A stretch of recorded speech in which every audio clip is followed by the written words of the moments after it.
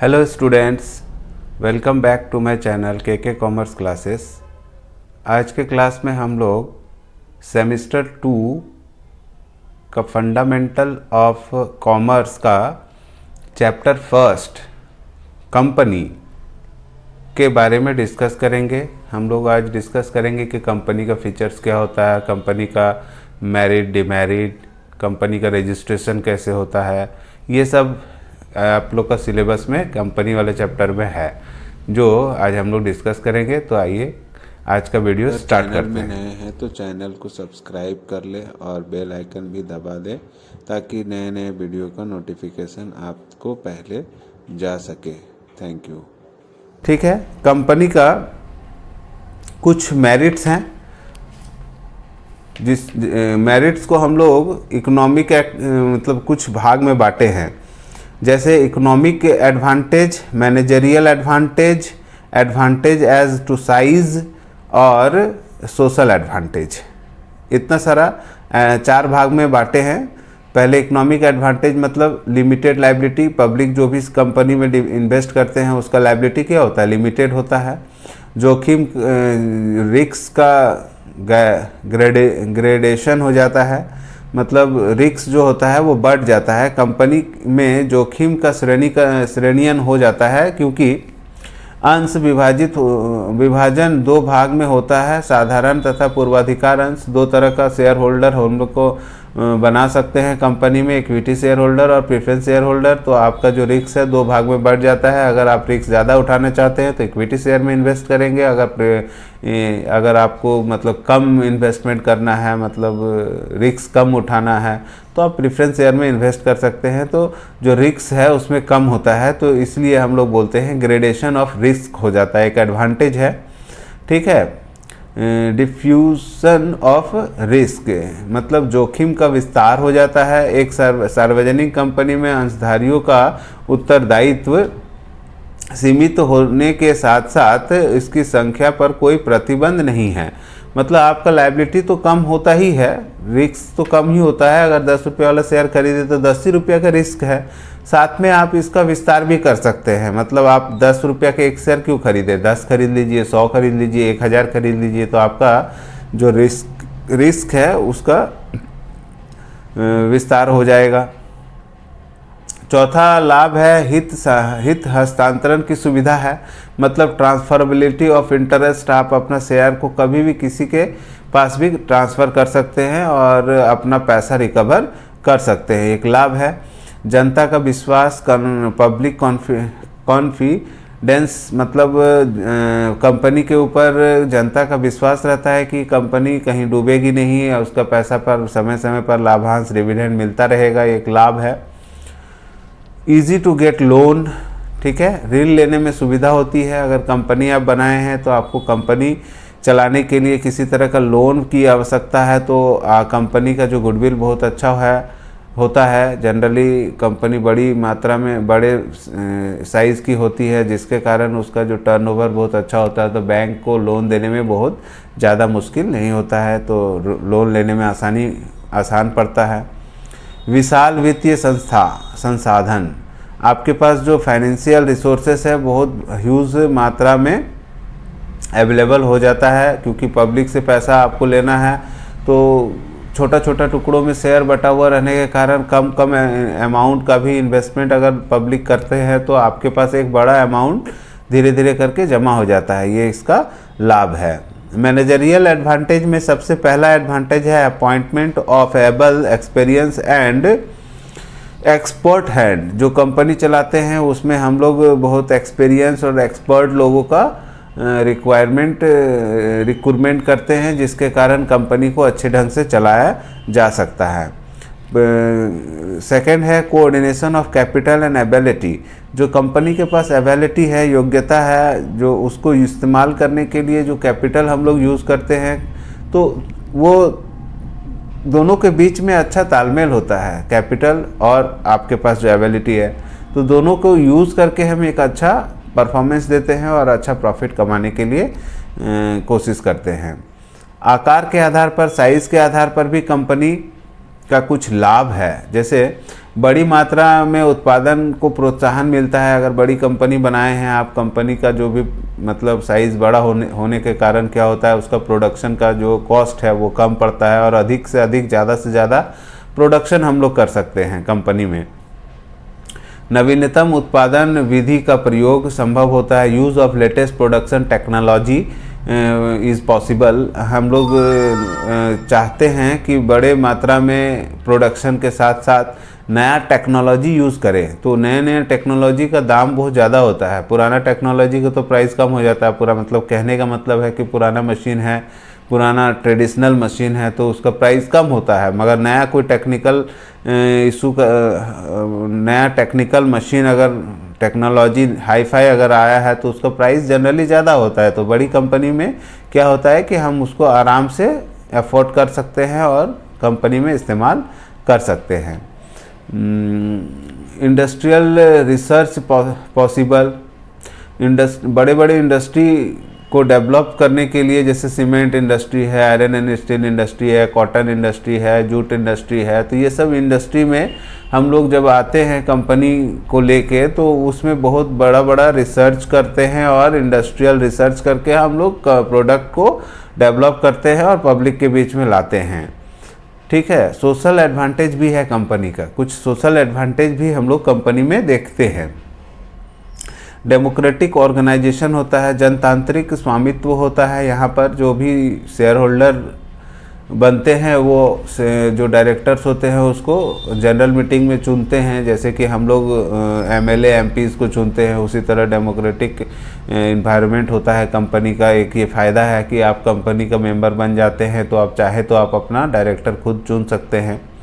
ठीक है। दूसरा है परपीचुअल एक्सिस्टेंस होता है, स्थायी अस्तित्व होता है। तो ये एक बहुत बढ़िया बात हो जाता है कि कंपनी का अस्तित्व जो होता है वो स्थायी होता है। तो पैसा इन्वेस्ट करने में हम लोग को कोई प्रॉब्लम नहीं फील होता है, इसलिए कि हम लोग अगर नहीं भी रहे तो हम लोग का बाल बच्चा को पैसा आराम से मिल जाएगा। शेयर का जो ऑनरशिप है वो ट्रांसफ़र हो जाएगा, तो इन्वेस्टमेंट करने में कोई प्रॉब्लम नहीं है।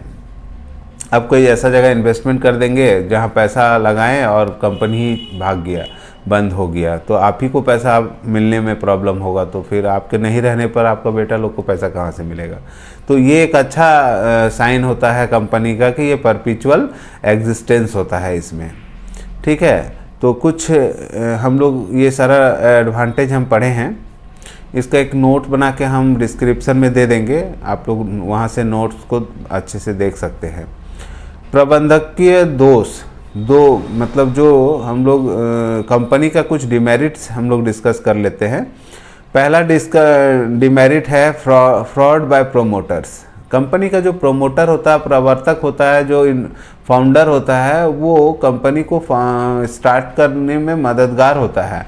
बाद में वो फाउंडर जो प्रोमोटर जो है वो फ्रॉड करने के मतलब फिराक में रह सकता है। वो ज़्यादा से ज़्यादा शेयर अपने नाम से खरीद के कंपनी का डायरेक्टर मैनेजमेंट सिस्टम में अपना कंट्रोल कर सकता है और जैसे अपना जो कंपनी का जो मिसयूज़ हो सकता है कोई करे।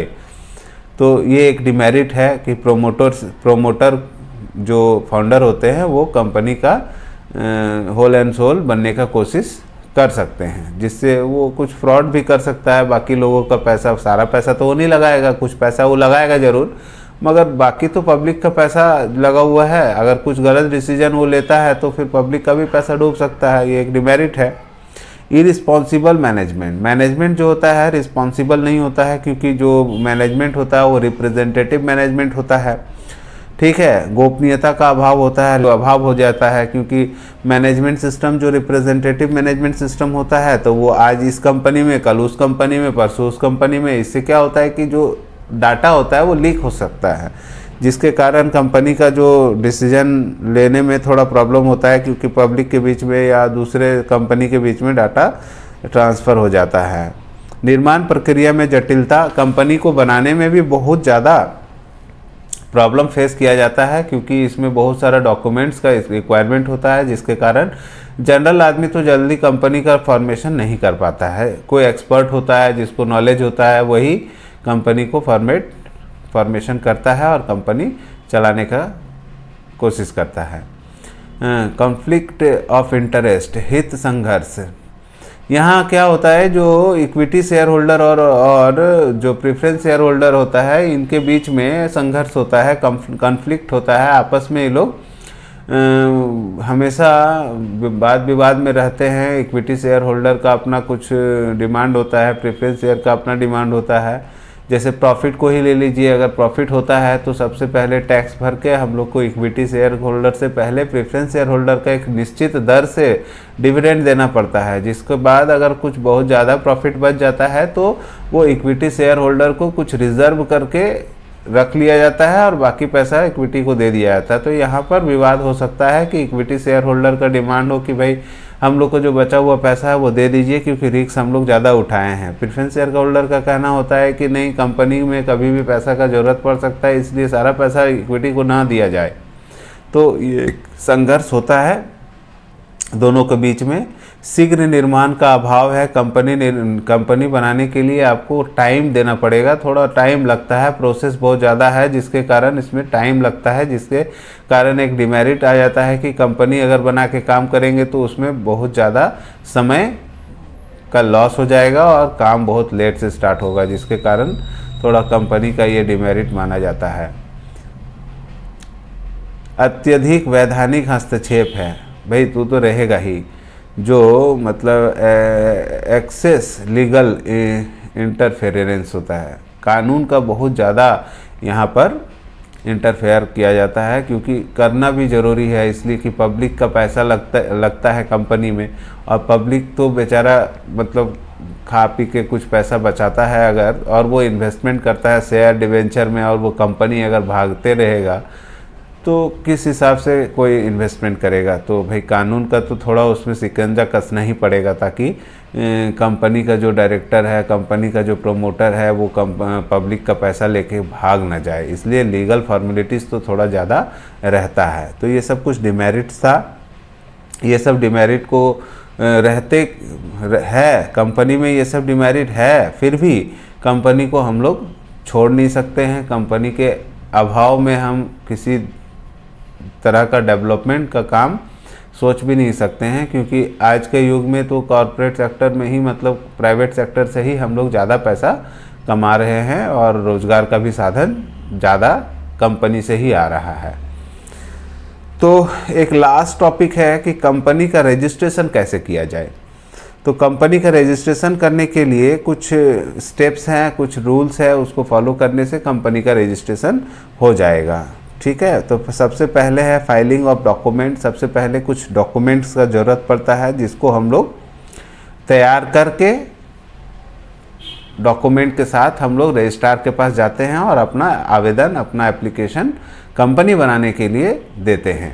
तो वो कौन कौन सा डॉक्यूमेंट है? सबसे पहले तो memorandum of association and article of association बनाते हैं। ये आप क्या होता है, ये दो डॉक्यूमेंट जो होते हैं वो इंटरनल रूल्स एंड रेगुलेशन और एक्सटर्नल रूल्स एंड रेगुलेशन को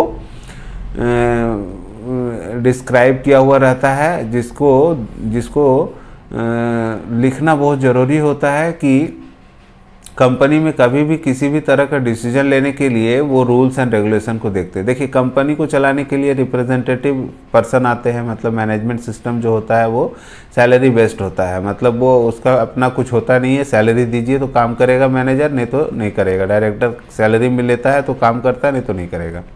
तो वो चेंज होते रहता है। तो फिर कंपनी का जो रूल्स एंड रेगुलेशन को अगर डिफाइन नहीं करेंगे या कुछ भी टर्म्स एंड कंडीशन को डिफाइन नहीं करेंगे तो कंपनी को चलाने में बहुत दिक्कत होगा। नए लोग जो आएंगे वो अपने मर्जी से कुछ भी करेंगे।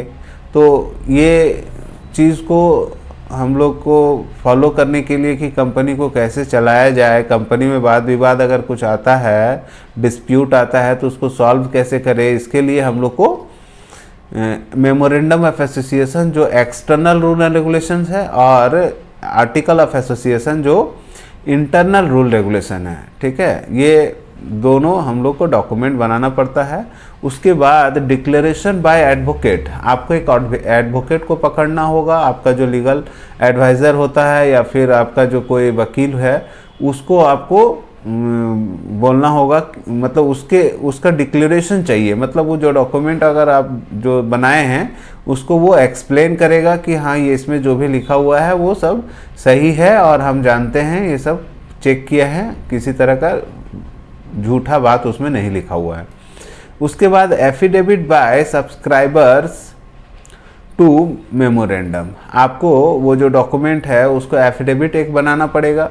और उसमें एफिडेविट का मतलब होता है शपथ पत्र होता है, जिसमें आप एक ओथ होता है कि आप उसमें बताते हैं कि हम जो भी डॉक्यूमेंट दिए हैं वो सही है। अगर उसमें किसी भी तरह का गलती होगा या फॉल्ट होगा तो उसका जिम्मेदार हम हैं, हाँ हम उसका पूरा जिम्मेवारी लेंगे। इस तरह का एक एफिडेविट बना के देना होगा। और एड्रेस ऑफ द कंपनी होना चाहिए, कंपनी का एक एड्रेस प्रूफ चाहिए। जैसे मान लो आप कंपनी कहीं बना रहे हैं तो उस जगह का जो एड्रेस है उसका पूरा फुल एड्रेस आपको उसमें लिखना होगा। और particular of the name of subscriber of memorandum, जब आप जाएंगे एफिडेविट करने के लिए तो आपको कुछ लोगों का ज़रूरत पड़ेगा जो आपको आइडेंटिफाई करता है। तो वैसे लोगों का नाम पता उसमें लिखा हुआ होना चाहिए। और कंपनी के पर्टिकुलर ऑफ इंटरेस्ट, ठीक है, आपको कंपनी में क्या इंटरेस्ट है, किस हिसाब से आप कंपनी को बनाए हैं, और उसमें जो फर्स्ट डायरेक्टर जो बनेंगे उसका पूरा नाम पता ये सब आपको उसमें देना होगा। तब जाके आपका जो कंपनी का जो फाइलिंग होगा, अभी मतलब सिर्फ एप्लीकेशन हुआ, अब इसको फिर जब आप फाइल कर देंगे तो आपको रजिस्ट्रार ये सब चीज़ चेक करेगा और डॉक्यूमेंट को वेरीफाई करेगा और उसके बाद आपको एक रजिस्ट्रेशन करके रजिस्ट्रेशन सर्टिफिकेट दे देगा। ठीक है, उसके बाद कॉरपोरेट आइडेंटिटी नंबर आपको इशू कर दिया जाएगा, जो कंपनी का मतलब परमानेंट नंबर आप बोल सकते हैं, वो आपको इशू हो जाएगा। उसके बाद सेफ्टी ऑफ डॉक्यूमेंट, प्रपत्रों आदि को सुरक्षित रखना है, उस सब डॉक्यूमेंट को आपको रखना है बढ़िया से और ठीक से उसको फाइलिंग करके रखना है, ताकि वो कभी भी रिक्वायरमेंट आए गवर्नमेंट के थ्रू या किसी भी तरह का लोग आपको उस डॉक्यूमेंट को आपको दिखाना होगा, बैंक को दिखाना होगा लोन लेने के लिए, शेयर इशू करने के लिए सेबी को दिखाना होगा। तो उसको बढ़िया से रखना है। और किसी तरह का झूठा बात अगर आप उसमें बोलते हैं तो आपको उसमें पनिशमेंट मिलेगा अकॉर्डिंग टू सेक्शन 447 के अंतर्गत। ठीक है, तो ये सब कुछ रजिस्ट्रेशन का स्टेप्स था जो कंपनी बनाने के लिए ज़रूरी था।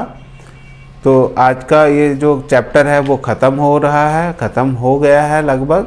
अब आप समझें कि ये एक चैप्टर में कंपनी क्या होती है, कंपनी का मेरिट डिमेरिट कैरेक्टरिस्टिक और पंजीयन कैसे होता है, पंजीयन का मतलब रजिस्ट्रेशन कैसे होता है, ये सब हम लोग आज पढ़ लिए हैं। तो अब नेक्स्ट क्लास में हम लोग पढ़ेंगे इस चैप्टर का, इस बुक का फॉर्म्स ऑफ बिजनेस का कितना प्रकार होते हैं। ठीक है, वो नेक्स्ट वीडियो में हम लोग पढ़ लेंगे। तो आज का क्लास यहीं पर हम ख़त्म करते हैं। अगर वीडियो इन्फॉर्मेटिव लगे तो अपने दोस्तों में शेयर करें और लाइक करिए वीडियो को, कमेंट कर सकते हैं आप कमेंट सेक्शन में जाके। और अगर चैनल में अभी तक आपने चैनल को सब्सक्राइब नहीं किया है तो चैनल को सब्सक्राइब कर लीजिए और बेल आइकन भी दबा दीजिए, जिससे आपको नए नए वीडियो का नोटिफिकेशन मिलता रहेगा और आप वीडियो को देख सकेंगे।